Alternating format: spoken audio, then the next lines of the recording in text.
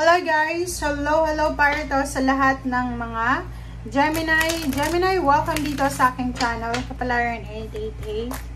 Alamin natin Gemini ito anong message, vibration, energy para sa lahat ng Gemini.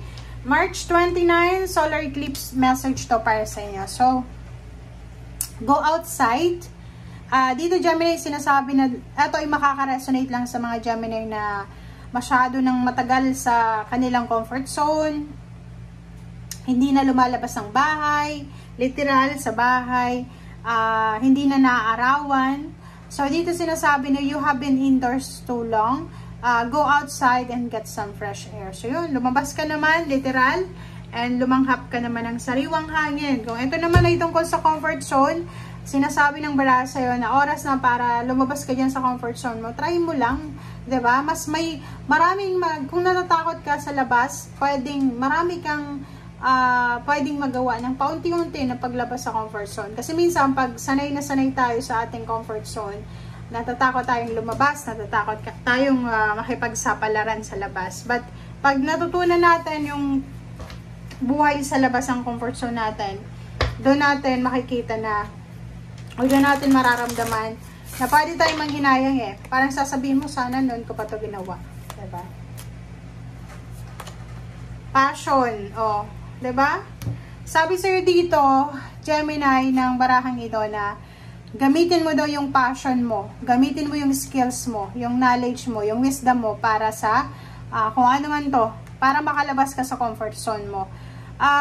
Ngayon, sa panahon ngayon, isa sa pwedeng pagkakitaan is internet talaga, online, diba? So, virtual, sinasabi ng bara, baka marami kang talento, skills na pwede mong magamit, or kung ano man ang passion mo, hobbies na pwede mong pagkakitaan, pwede mo yun na gawin ngayon. Lumabas ka sa comfort zone mo, huwag kang mahiya. Kasi parang nakikita ko siya dito, isa yun sa rason. Ang dami-daming matatalino, ang dami-daming may alam na Pilipino, pero nanonood lang sila ng reels, ng video, sa YouTube, sa Facebook. Alam nila na kaya din nilang gawin, pero hindi nila magawa kasi, yun, medyo takot sila sa sasabihin ng mga tao. And at the same time, takot sila sa bashing or ganito, ganyan. So, yun. Sinasabi ng barahan na, no, huwag kang matakot. Samantalahin mo yung pagkakataon sa ngayon. Okay?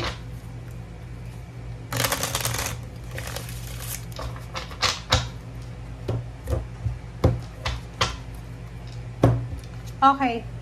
First card tayo sa third deck is number 20, Harvest, Cornucopia.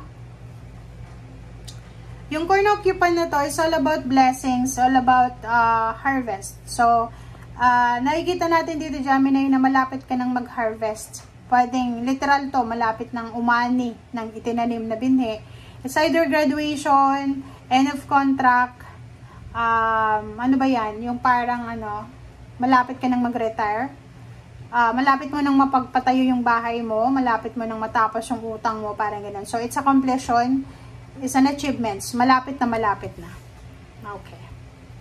Next card natin is Knight of Cups. Relationship, nakikita ko sa'yo dito na kung babae kang Gemini, maraming magpaparamdam sa'yo. Kung babae ka, maraming magkakagusto sa'yo, maraming magpaparamdam, maraming parang, ang tawag dito, yung kung lalaki ka, parang marami kang magugustuhan, parang ganun. Eight of Swords and Queen of Swords. So, nakikita ko sa'yo dito na yung iba sa inyo dito, Gemini, ang dami niyong pinagdaanan na Eight of Swords. Yung Eight of Swords na to is yung wala kang magawa. Wala kang magawa kasi wala kang kakampi. Wala kang magawa kasi wala kang pera, wala kang connection, parang ganun. So, nakikita ko sa'yo dito, yung stagnation na yan, ay posibleng yan yung magiging rason para makaalis ka sa kung ano man na sitwasyon ngayon. Parang, kung ano man yung pinagdaanan mo, like emotional or financial problems, spiritual, emotional, or physical, yan yung gagamitan mo as a stepping stone para makaalis ka dyan sa sitwasyon mo na yan. Okay? And King of Pentacles, nakikita ko sir dito na may Gemini talaga na sobra siyang, hindi sa pagiging materialistic ka, ang Gemini talaga na to, simula bata pa, like mga elementary, high school, lalo na nung college siya, pwedeng yung pinaka-target niya talaga is yung yumaman. Parang ito yun, diba? Ang gusto ng Gemini na to is yung talagang mahawakan niya yung pera.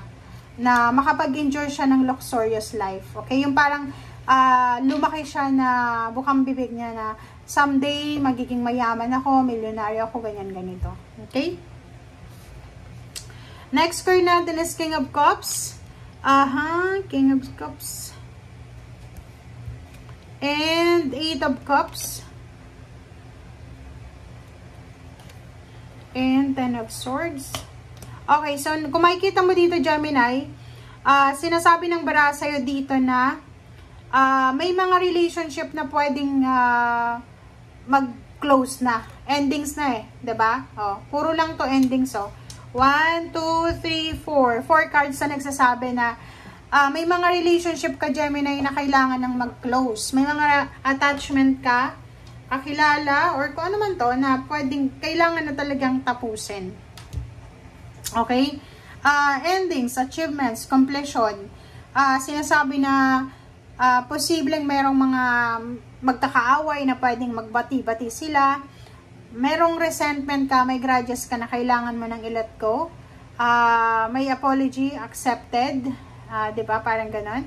Nakikita ko sa'yo dito kahit maraming gulo sa paligid mo, like maraming misunderstanding or anything, ile-let go mo na lang, i-abandon mo na lang yung situation. Kasi nandito ka sa King of Cups, yung parang priority mo ngayon is peace of mind. Yung priority mo is makapag-enjoy ng life, parang ganon. Okay? 7 of Wands and Queen of Pentacles, the Battle Wagon. Okay, 9 of Wands. So, nakikita ko sa inyo dito, meron sa inyo dito, Gemini, na maraming magsisimula sa buhay mo. Kung babae ka, pwedeng mabuntis ka. Lalaki ka, pwedeng makabuntis ka. Ano man ang gender mo, pwede kang may iba sa inyo na magsisimula ng bagong career, lilipat ng bansa, lilipat ng company, lilipat ng residence. And nakikita ko yung transformation dito eh. So, overall transformation siya. So, sinasabi ng number 7 na to na para siyang para siyang the Chariot na aarangkada Gemini yung buhay mo para dito sa Queen of Pentacles na to.